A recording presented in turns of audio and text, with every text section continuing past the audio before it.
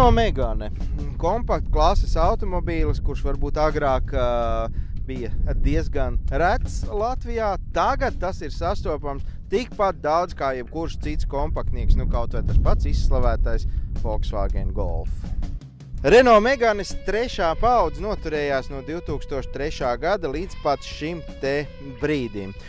Beidzot, mums ir kaut kas jauns, un kamēr mēs gaidījām konkrēti šo te versiju, tikmēr jau ir klajā nācis arī Grand Tours, bet par to noteikti kādā citā reizē. Šoreiz konkrēti šis hatchbacks. Mēs visi ļoti labi atceramies veco labo 1,5 litru turbo dīzeli, kurš kalpo vēl līdz šim brīdim, nekur viņš nav pazudis, taču šis jau ir 1,6 litru jaunās paaudzes dīzelītis ar 2 turbīnām, kur viena turbīna strādā pie zemiem apgriezieniem, otra pie augstiem, tādējādi nodrošinot tiešām perfektu dinamiku visa ceļa garumā.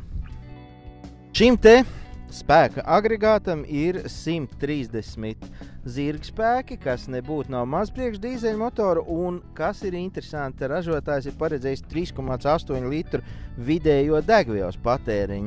Labi, atzīsimies, 3,8 nesanāk, vismaz pie mums kaut kā neizdodās, bet 4,5 līdz 5 turās ļoti labi gan pilsētas, gan ārpus pilsētas režīmā.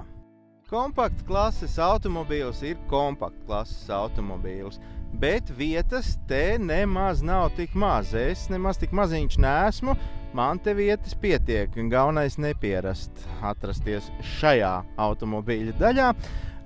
Un tas neskatoties uz to, ka šis ir hatchbacks, nevis universāls, jeb Grand Tours. Tā kā viss ir kārtībā.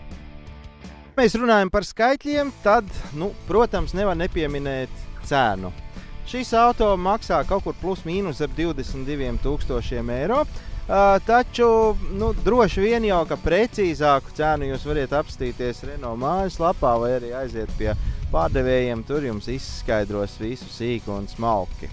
Nezinu, kam tas bija vajadzīgs vai kam tas bija izdevīgi, bet šeit ir tāds interesants trīsstūrīts pielikts priekšā. Var jau būt, ka tas ir tāpēc, lai no šejienes, no tā nodalījuma nekas nebīrst ārā, bet, ja būtu jānobrauc tāls ceļa gabals un ceļgals šeit visu laiku spiežās, tas var sagādāt krēņķi, jo man jau tagad te ir diezgan sāpīgi. Varbūt vienkārši es neprotu noregulēt pareizi sēdekli, bet vismaz tā kā man ir ērti braukt, tā man noteikti nav ērti kājai. Dizains vienmēr un visiem automobīļiem ir klupšanas akmens, jo nekad nav tā, ka gaumas sakrīt. Kas vienam patīk, tas otram nē. Ja man personīgi kāds pajautātu, tad es noteikti teiktu tā. Lielisks risinājums ar šo lielo multimēdiju centru pa pašu vidu, kurš ir ļoti ērts un praktisks, bet, mazliet kaut kā izskatās tā, it kā vīri garāžā paši viņu te būtu ielikuši, jo kaut kā šis materiāls galīgi neizskatās pēc stilīga automobīļa apdares, bet tas, protams, varētu būt tikai mans viedoklis. Tas, ka tiek ātruma spidometra rādījums projicēts uz priekšējo stiklu, nav nekas jauns.